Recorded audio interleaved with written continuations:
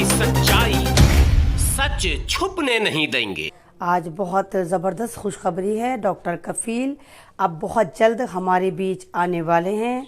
Doctor कफील के ऊपर से हाई कोर्ट ने एनएसए हटा दिया है और ये हमारे लिए, ये कॉन्स्टिट्यूशन के लिए, ये भारत के लिए, ये भारत के संविधान पे जो हमारा यकीन है उस पे ये हमारी बहुत बड़ी जीत है।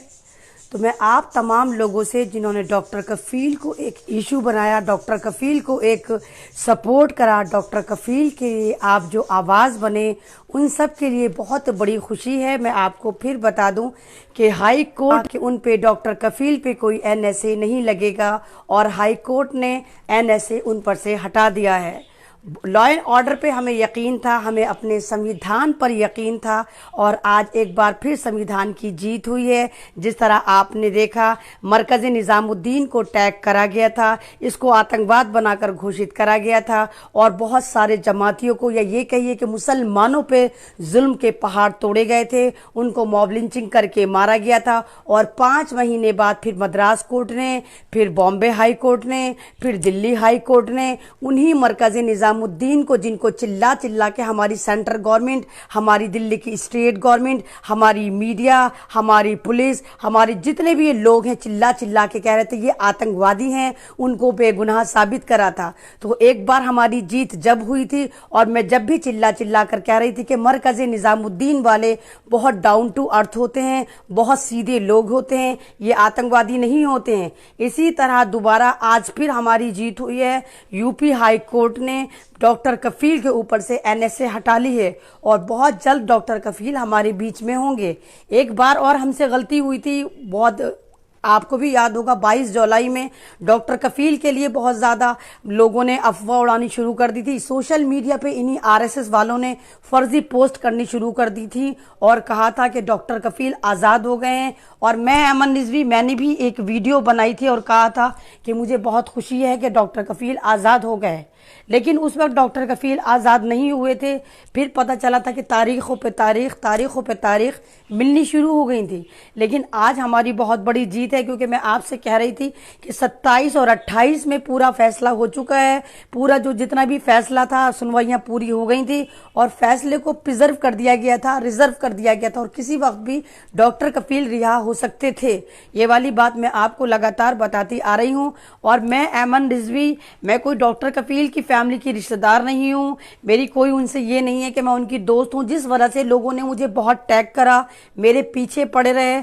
और मैं, अमन रिजवी, अगर आप पुरानी वीडियो उठाकर देखें या पुराने इंटरव्यू उठाकर देखें या जंतर मंतर पे भी उस दिन भी जाकर देखें जब भारत बंद होने का एक स्ट्रैटेजी प्लान की जा रही थी, उस वक्त भी मैं डॉक्टर कफील के लिए आवाज़ बुलंद कर रही थी। मैं जंतर मंतर से भी इंटरव्यू देकर निकाल रही थी। मैं डॉक्टर कफील के लिए लगातार आवाज़ उठा रही थी। मैं इसलिए उनके लिए आवाज़ नहीं उठा रही थी कि मैं, अमन रिजवी, डॉक्टर कफील की रिश्तेदार थी, मैं अमन रिजवी शबिस्ता खान की दोस्त थी। नहीं, मैं डॉक्टर कफील के लिए वैसे ही आवाज़ उठा रही थी जैसे सब भारतीय उठाने की कोशिश कर रहे थे या सबको उठानी चाहिए थी।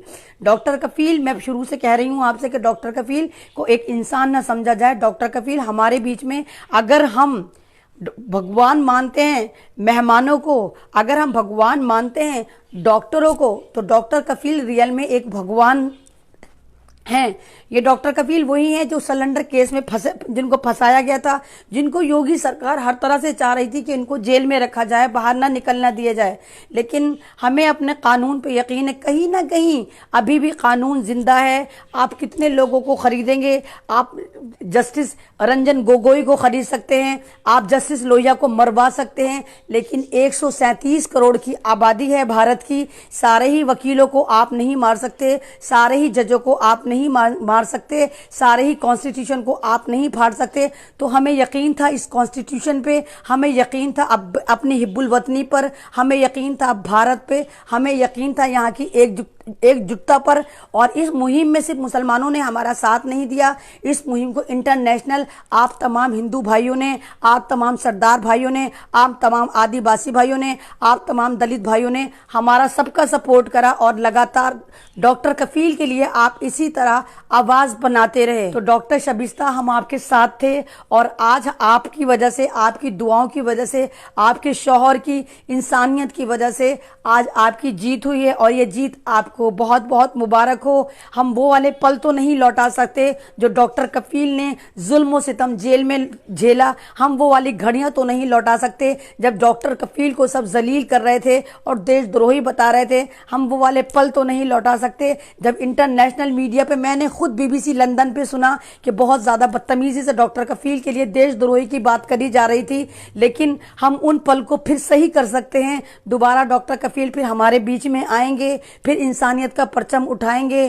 फिर लोगों के लिए इसी तरह खिदमत करेंगे और उसके लिए हम अपनी जुडिशरी की फिर बहुत बड़ी तारीफ समझते हैं, इसको जीत समझते हैं और थैंक्सफुल करते हैं हिंदुस्तान के कॉन्स्टिट्यूशन का, यहाँ के लोगों का, यहाँ की मोहब्बतों का, कि एक बार फिर जीत हुई है मोहब्बतों की, एक बार हमने फिर नफरतों को हरा दिया, एक बार फिर हमने इस फिरका प्रस्ती को हरा दिया, एक बार फिर हमने आतंकवाद को हरा दिया। आज हमने जन्नाटेदार तमाचा मारा उस स्ट्रीम मीडिया के मुंह पर जो बात बात पर मुसलमानों को आतंकवादी बताती है, जो बात बात पर मुसलमानों को देशद्रोही बताती है, जो डॉक्टर कफील को टैग कर रही थी, जो डॉक्टर कफील को आतंकवादी बता रही थी, जो डॉक्टर कफील के लिए उल्टे सीधे सवाल कर रही थी, जो पूरे ही मुसलमानों को कटहरे में खड़े कर रही थी कि मुसलमान जिहादी होता है, मुसलमान आतंकवादी होता है, मुसलमान ये होता है। लेकिन उन लोगों को भी बहुत बहुत शुक्रिया जिन्होंने हमारी आवाज में आवाज मिलाई और कहा नहीं, मुसलमान आतंकवादी नहीं होता, सबसे पहले मुसलमान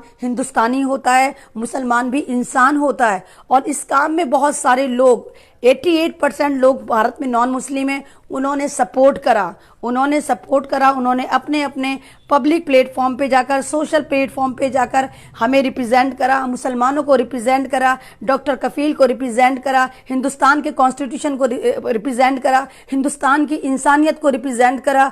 और उसके लिए सबका योगदान था। और मैं ये कहना चाहूंगी कि आज की इंफॉर्मेशन 1001% सही है और आज सेलिब्रेशन बनता है, आज वाकई तालियां थालियां नहीं, आज तालियां थालियां नहीं बनती, आज वाकई दिया बनता है, आज एक मोमबत्ती बनती है जो हम जलाएं कि अमन के लिए आज हम जलाएं, खुशी के लिए आज हम जलाएं, डॉक्टर कफील के लिए, क्योंकि बहुत लंबी लड़ाई थी और बहुत पेचीदा लड़ाई थी। बहुत सारे लोग आए जिन्होंने कफील की फैमिली पे ही सवाल उठाया, उन्होंने कहा कि डॉक्टर कफील की फैमिली ही जो है वो नहीं चाहती कि डॉक्टर कफील बाहर आए क्योंकि उनको 20 लाख रुपए पर हेयरिंग मिल रहा है। बहुत सारे लोग हैं और जिन्होंने अपना आप को सोशल एक्टिविस्ट कहा, मैं नाम नहीं लूंगी क्योंकि नाम मैंने पहले भी नहीं लिया, लेकिन बहुत बड़े बड़े सोशल एक्टिविस्ट ने खुद कहा कि डॉक्टर कफील की फैमिली नहीं चाहती, उनके भाई नहीं चाहते कि डॉक्टर कफील बाहर आए, क्योंकि हर हेयरिंग पर डॉक्टर कफील के भाई जो 20 लाख रुपए खा रहे थे, इसलिए डॉक्टर कफील जेल के अंदर हैं। लेकिन वो खुद को ये कह रहे थे कि हाँ, हम चाहते हैं कि डॉक्टर कफील बाहर आए। तो आज उनके मुंह पे भी जोरदार जन्नाटेदार तमाचा है। जो लोग डॉक्टर कफील की फैमिली की आड़ में अपनी राजनीति सेक रहे थे, अपने बिजनेस को चमका रहे थे, अपने आप को चमका रहे थे, क्योंकि बेटा चाहे शराबी हो, बेटा चाहे कातिल हो, अगर वो कानूनी शिकंजे में फंस जाता है, वो जेल चला जाता है, तो यकीन करिए दर्द उतना ही होता है फैमिली को जितना नॉर्मल इंसान का होता है। हर फैमिली अपने शराबी बेटे को, मर्डरिस्ट बेटे को, रेपिस्ट बेटे को उसी तरह बाहर निकालना चाहती है जिस तरह कोई भी चाहेगा, आम आदमी को भी चाहेगा। अरे तो डॉक्टर कफील तो एक नेक इंसान थे, एक फरिश्ता इंसान थे। ऐसा कैसे हो सकता है कि उनकी फैमिली उनके नाम पे सियासत करे, उनके नाम पे हर हेयरिंग पे 20 लाख रुपए खाए? ये सारे इल्जामात थे ताकि डॉक्टर कफील पे मुद्दा भटकाया जा सके, ताकि डॉक्टर कफील पे और पैसा जमा करा जा सके, ताकि डॉक्टर कफील के नाम पे लोगों को डिवाइड करा जा सके, ताकि डॉक्टर कफील के नाम पे संविधान को भटकाया जा सके। तो आज जीत हुई है और और जश्न बहारा बनता है। आज जीत हुई है, कॉन्स्टिट्यूशन पे यकीन बनता है। आज जीत हुई है, अपने भारत पे गर्व करने को दिल करता है। आज जीत हुई है, आज हिंदू मुस्लिम सिख ईसाई के यूनाइटेड होने पे, उन पे एक होने पर यकीन करने पर दिल करता है और जश्न बनता है। तो आप लोगों ने जिस तरह सपोर्ट करा, आप लोगों ने जिस तरह साथ दिया, तो मैं ये कहूँगी लड़ाई बेशक बहुत लंबी थी, हमारी जीत हुई। 6 महीने बाद, 7 महीने बाद हमारी जीत हुई, लेकिन हमें अभी भी बैठना नहीं है। अब हमें फिर निकल पड़ना है अपने मिशन पर। इस बार हम संजीव भट्ट के लिए आवाज़ उठाएंगे, IPS संजीव भट्ट के लिए आवाज़ उठाएंगे, उनके लिए ऐसे ही लड़ेंगे। और उन तमाम लोगों के लिए जो सोशल एक्टिविस्ट थे, जो कहीं ना कहीं NRC के प्रोटेस्ट से जुड़े हुए थे, जो कहीं ना कहीं जिनको फंसाया गया, जिनको दिल्ली दंगों में शामिल करा गया, दिल्ली दंगों में लपेटा गया, तो आप सब लोग वादा करें कि आप इसी तरह इस मुहिम में शामिल रहेंगे और उनके जस्टिस के लिए आवाज़ उठाएंगे, उनको रिप्रेजेंट करेंगे कि नहीं, वो मुजरिम नहीं है, उनको भी बिल्कुल ऐसे ही फंसाया गया है जैसे डॉक्टर कफील को फंसाया गया है। तो आप बिल्कुल ऐसे ही रहेंगे। लेकिन आज जश्न बहारा है, आप जश्न मनाइए। जो लोग हैं वो नफले पढ़ें, जो मुस्लिम हैं नफले पढ़ें, अपना सदका खैरात करें कफील के नाम का, कि डॉक्टर कफील, हमें यकीन था कि आप बाहर आएंगे। डॉक्टर कफील, हमें यकीन था कि हम जीत जाएंगे। डॉक्टर कफील, हमें यकीन था कि बेशक भारत में जंगल राज शुरू हो गया है, बेशक भारत में जंगल राज शुरू हो गया है, लेकिन कहीं ना कहीं अभी संविधान जिंदा है। जैसे आप देख रहे हैं पूरी दुनिया में एक हैवानियत का दौर चल रहा है, लेकिन इंसान भी जिंदा हैं। 100% कुछ नहीं होता, कहीं ना कहीं इंसानियत जिंदा होती है। तो 100% संविधान नहीं फटा था, कहीं ना कहीं हमारा संविधान अभी बचा हुआ था, और उसी बचे हुए अंश के संविधान से आज हमारी जीत हुई है।